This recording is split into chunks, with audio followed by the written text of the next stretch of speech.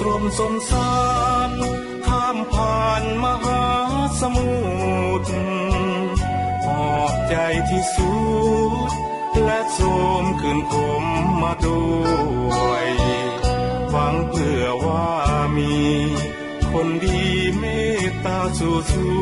วยดินปัวหัวใจที่ป่วยให้หายจากความเจ็บซ้ำตลอดเวลาเฝ้าปรารถนาวอนไว้ต่อองค์เทพไทยช่วยดลกุศลน้อมนำจงพบดังหวังนวลนางเห็นใจสู่คำและแล้วบุญคงหนุนนำจึงพบคนน้ำใจดีสี่ห้องหัวใจ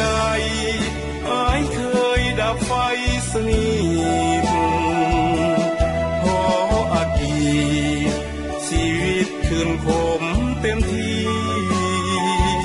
แต่พอพบน้องได้น้องเป็นคู่ชีวิตห้องหัวใจทั้งสี่มีน้องส่องไฟสว่างอกเคยเป็นแผลน้องช่วยดูแลหายเจ็บน้ำเคยปักเล็บน้องถอนออกแล้วทุกอย่างชาตินี้อ้ายขอมีเพียงน้องเคียงแนบทางจะขอหักเดียวเพียงนาง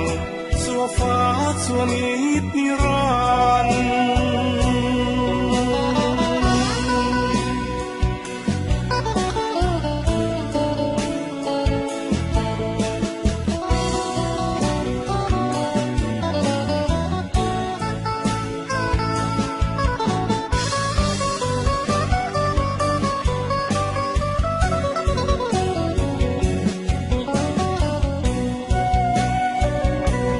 ์ห้องหัวใจ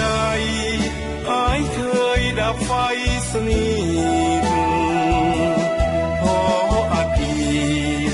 ชีวิตคืนคมเต็มที่